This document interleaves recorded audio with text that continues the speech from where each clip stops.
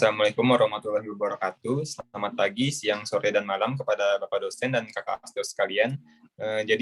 Pada kali ini, kelompok kami akan menjelaskan program PKM GFK yang telah kami buat, yaitu mengembang pendidikan di Learn House atau rumah belajar berbasis hologram. Bisa di next.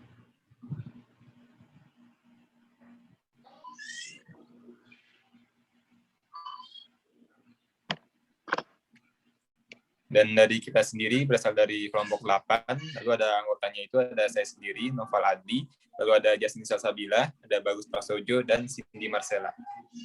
Selanjutnya mungkin akan dijelaskan oleh rekan saya.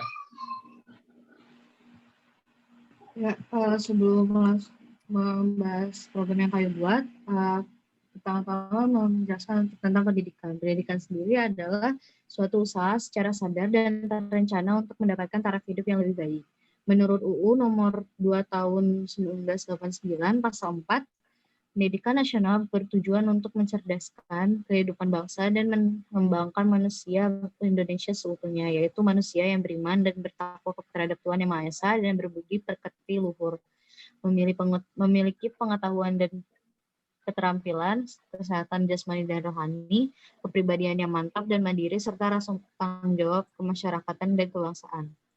Untuk pendidikan berkualitas sendiri yaitu merupakan sebuah upaya untuk menciptakan generasi yang cerdas dan memiliki daya saing yang tinggi sehingga dapat meningkatkan indeks pembangunan manusia di Indonesia.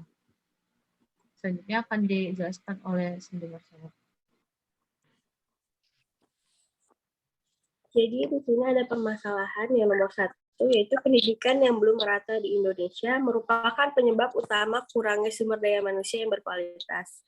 Dan yang kedua, kurangnya memadainya sarana, prasarana, dan pengajarannya, sehingga masih jauh dari kata pendidikan berkualitas. Sedangkan ada 4 pendidikan berkualitas, yaitu menjamin kualitas pendidikan yang inklusif dan merata, serta meningkatkan kesempatan belajar sepanjang hayat untuk semua.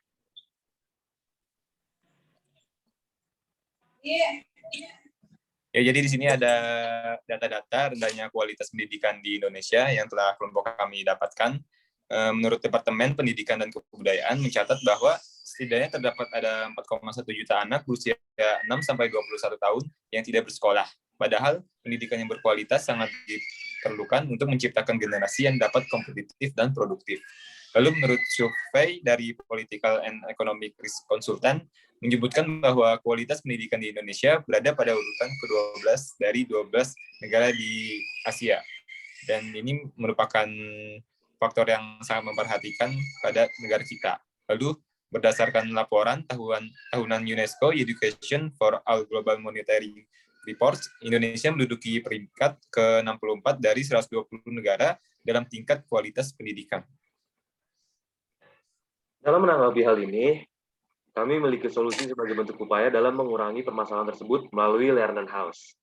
Lernen House sendiri diambil dari bahasa Jerman yang memiliki arti belajar. Jadi Lernen House itu rumah belajar, yang merupakan tempat sarana belajar dengan salah satu media utama pembelajarannya berbasis hologram.